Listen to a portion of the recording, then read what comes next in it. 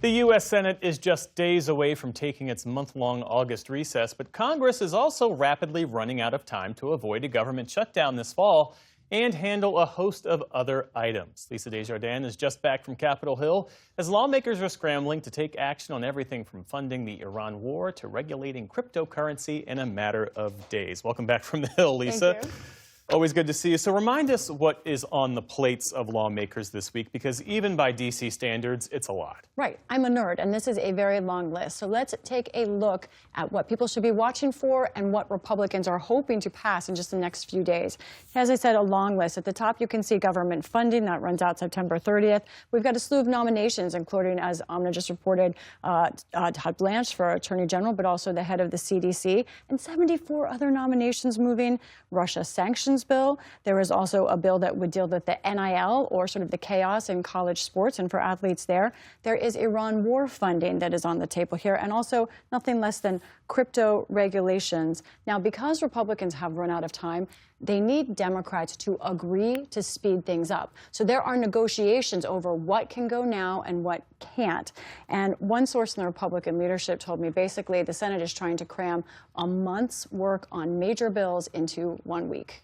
And with the spending bills, you've got one aimed at funding the government, another aimed at funding the war in Iran. Why is one moving and another is not? That's right. So when you look at these bills, there really is a spectrum of what is going to move when and how. When you talk about the funding for government in September that ends in September 30th, the issue is that neither party really wants a shutdown in the midterm elections right now. So Senator Thune and Senator Schumer have cobbled together a bipartisan agreement that pushes that funding off till December 11th.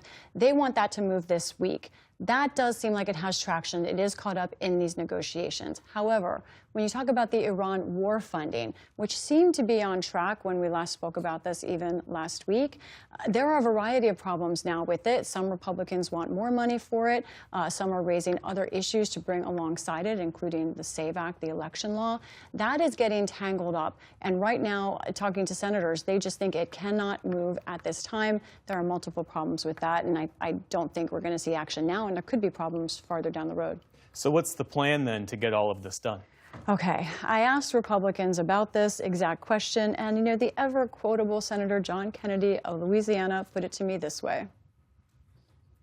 I am prepared to and will vote to stay here as long as it takes to get our work done.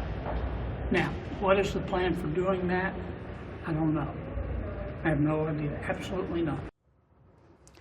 So what is the plan? Talking to sources, Republican sources, we're going to find out more tomorrow. That Iran war funding bill, they haven't even put out the text yet. So we could see text of that tomorrow. That will tell us exactly a little bit about how they're planning to move forward. But I want to talk about what this all means in terms of the calendar. Let's take a look at why this is all such a big deal. Here we are right now, the first week of August, all innocent, happy, looks easy. But what happens next for the Senate?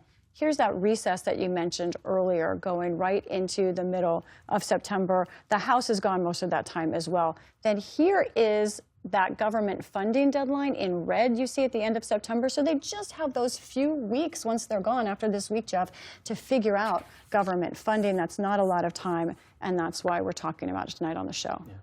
On another matter, last night you reported on the abuse allegations facing Republican Congressman Max Miller, allegations he denies. There's an update tonight? Right. As we reported, he is facing allegations and he denies of domestic abuse. Those are coming out of a custody dispute with his ex-wife.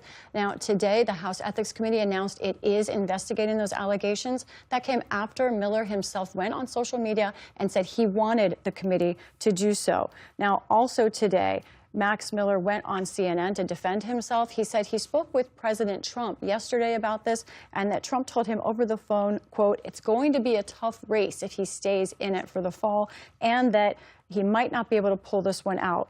But Miller says he responded to Trump by pointing to Trump's own example in 2016 as a reason why he's staying in. At the same time, multiple senators now are saying he should resign, in addition to Miller's father-in-law, who's a senator from Ohio.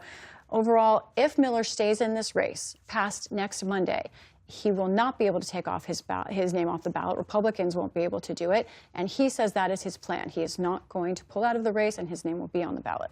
Lisa Desjardins, our thanks to you as always. You're welcome.